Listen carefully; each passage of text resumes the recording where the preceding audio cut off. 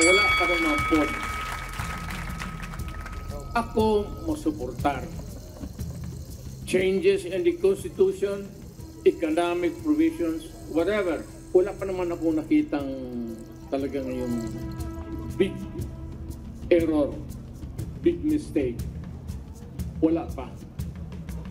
Wala naman ako nakitang maybe yung sa baba.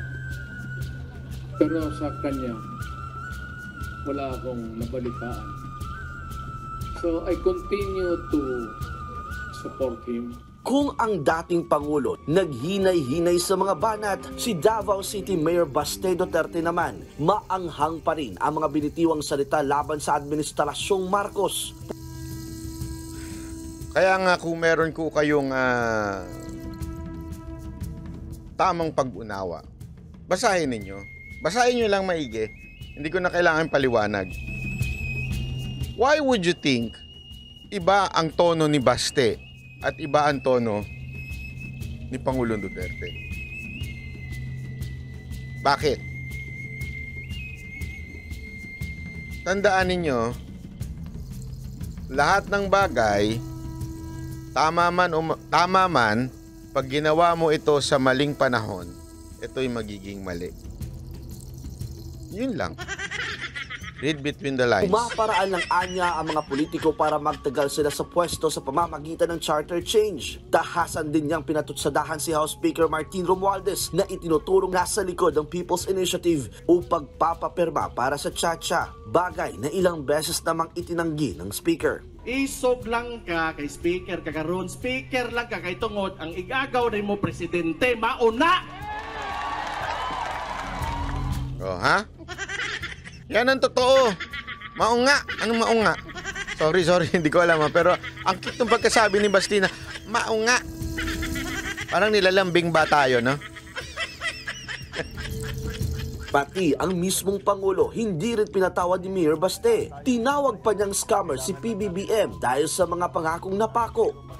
Kabalo mo, unsay pinakakatawanan aning tanan. Ibakak din mo ng tagpainting at bukas.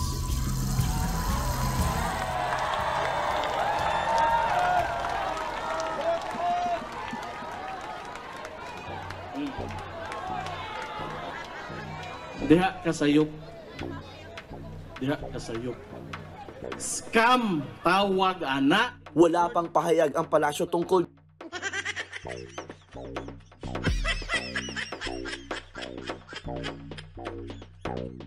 Doon pa lang mali na kagad ang interpretasyon ng TV5.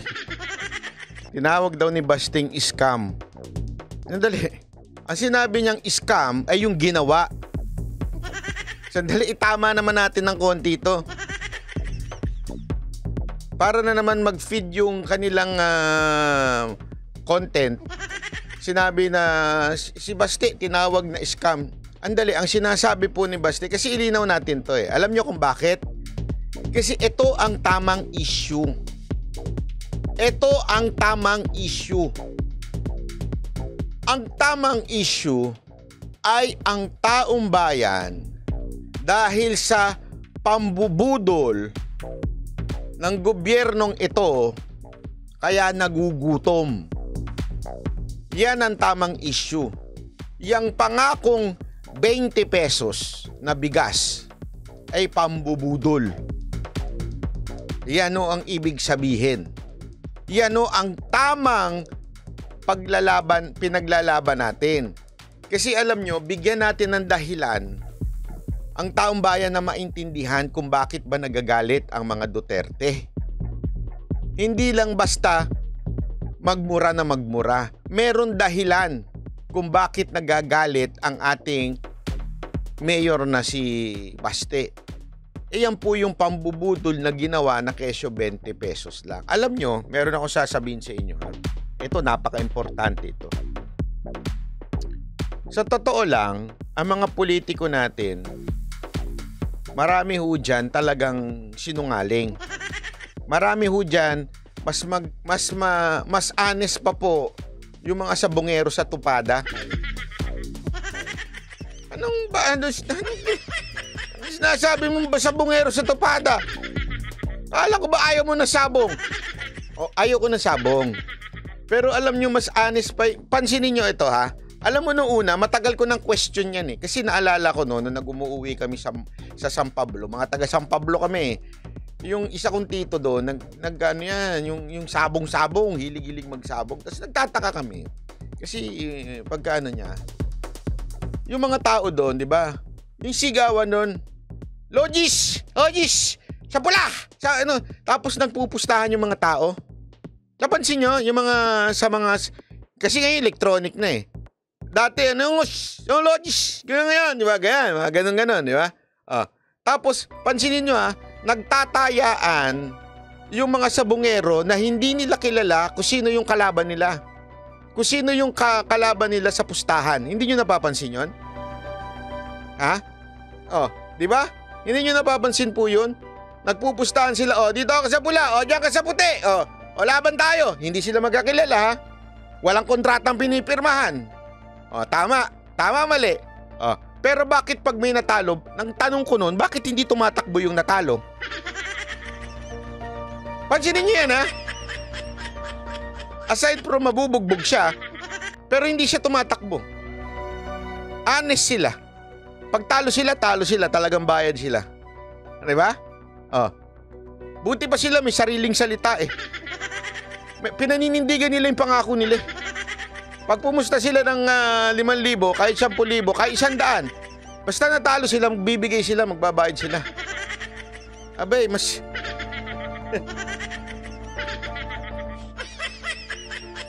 mas honest pa pala itong mga sabungero kaysa sa mga politiko natin eh. Tama, mali? Ay, yung politiko natin. 20 pesos ang bigas. Nung nanalo, anyari? Pangarap lang yan. Pangarap.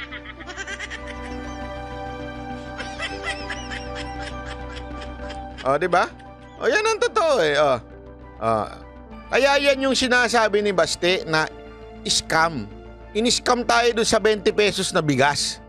Yun ang totoo. At alam nyo mga kaibigan, yan ang isang bagay na tago sa puso ng bawat Pilipino. Yung lintik na 20 pesos kada bigas. Alam nyo kung bakit? Wala ho sigurong Pilipinong hindi kumakain ng kanin. Unless laki ka ng US of state, di ba? Tama, mali? Kasi nga ho, yan ho ang totoo eh. Tayong mga Pilipino, isang bagay, may napanood nga ako eh, yung basta may isang nakita akong TikTok, yung wala na daw only rice ngayon dahil sa tindi ng presyo ng bigas. Which is totoo eh. Yan yung malapit sa puso natin eh. Bigan ako, boss. Bakit? Di ba bigan ng rice? Anong connect?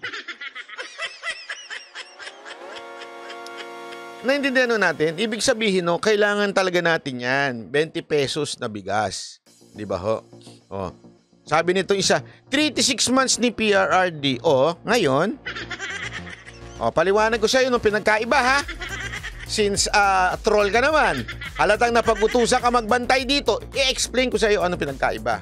Si Pangulong Duterte nangako ng 3 to 6 months. Ipinaliwanag niya at nagsorry siya na sinabi niyang hindi niya kaya. Hindi mo siya nagpalusot. Hindi niya sinabing, wala ako sinabing 3 to 6 months ha. Sabi ko, pangarap lang yan.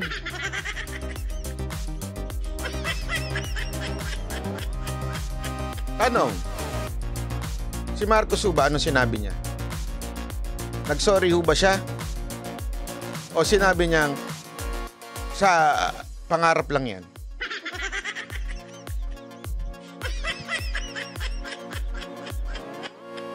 Alam mo, sa mga troll na nakikinig dyan, wala ko kayong pag-asa dito. Dahil hindi ho katulad nila ninyo ang vlogger na mga banateros na walang utak. O kung meron man, nasa itlog. Ha? Tandaan nyo yan. Iba ho kasi, alam mo, mas matatanggap pa ng tao kung sana humingi na lang ng paumanhin. Pasensya na. I thought kakayanin pero hindi pala kaya. Tama, mali.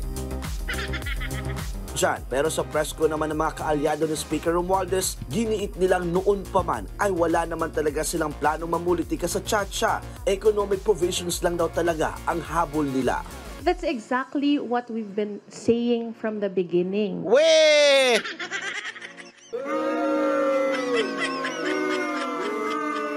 Parang hindi naman. Oh, meron kayong sinabi noon. May sinabi kayo magiging 2 terms ang mga ano. Te, akala mo nasa balita yan, te. Huwag ka na magpalusot. Kumain ka na lang. Papalusot ka pa eh. Sasabihin mo, kasalanan kasi ng ano to eh. Busy kasi kaya hindi na ako makapag-gym. Hindi ganun. Huwag ka na magpalusot. That we are pushing for charter change just to push for these economic amendments. Wala namang pahayag pa si Romualdez sa mga sinabi ng mag-amang Duterte sa Cebu. Pero kasabay ng prayer rally, dumalo naman ang speaker sa bagong Pilipinas Caravan sa Sultan Kudarat kahapon. Namigay siya noon ng mga bigas sabay pasarin sa kanyang mga kritiko. Hindi tayo titigil kahit anumang pambabatikos at paninira ang... Basa! Basa lang ng basa! Halatang wala sa puso! Bago sa atin. Ipinangako ko po itong bagong Filipino Servisyo Fair ay mananatiling nakatutok at paglalapit ng serbisyo at ayuda sa bawat Pilipino. Yun! Alam niya sikreto sa buhay eh. Hindi, magaling siya. Alam niya sikreto. Ang Pilipino walang pakialam sa katotohanan. Ang Pilipino, ang pakialam niyan, pag binigyan sila, happy na sila. Alam mo, yan ang totoo eh. Nakakalungkot man. Pero tayo mga Pilipino, sa totoo lang, kasalanan natin kung bakit meron tayo mga ganitong politiko. Kasalanan natin. Basta kayo nabigyan, okay na. Basta kayo binigyan ng ayuda, ayos na. Kaya nga, anong sinabi natin nung 2022? You deserve it. Whatever will happen sa Pilipinas, you deserve it. Why? Pumayag kayo eh. Tinanggap nyo eh.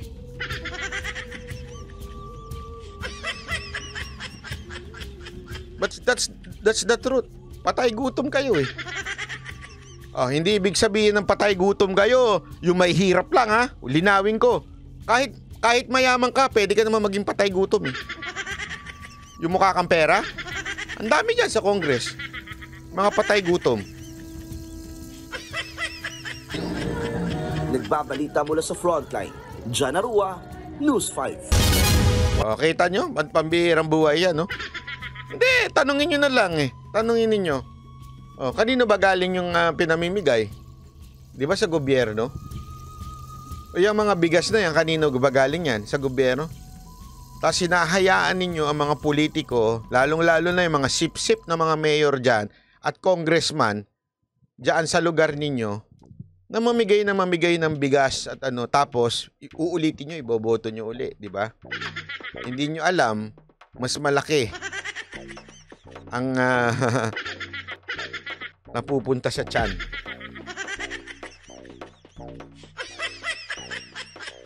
Oh, sabi nito isa, halo special.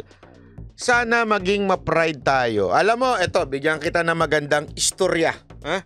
Istoryahe ha, istoryahe. Hindi, ito seryoso ito, totoo ito. Alam nyo ho ba kung bakit sa Japan hindi uso ang tip? Mapa-taxi. Hindi uso tip. At pag nagkamali sila, ibabalik nila yung sobra doon sa yung doon sa pera, yung counting ano. Ibabalik nila sa iyo. And they don't want to receive anything that they do not deserve.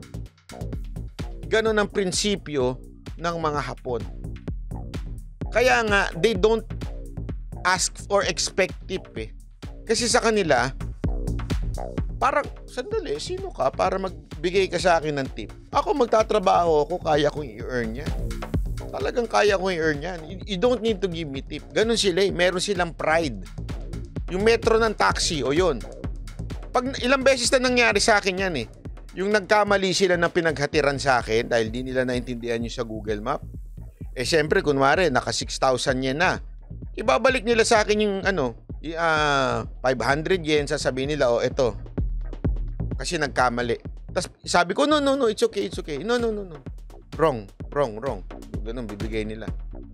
Yun yung pride. Tama si ate na nagsabing dapat magkaroon naman tayo ng... Sa atin hindi eh. Hanggang makakalamang lalamang.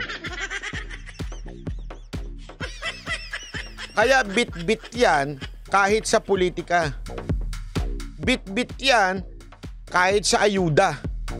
Hindi, okay lang yan. Tanggapin mo yan. Basta maayuda tayo. Hindi naman natin boboto.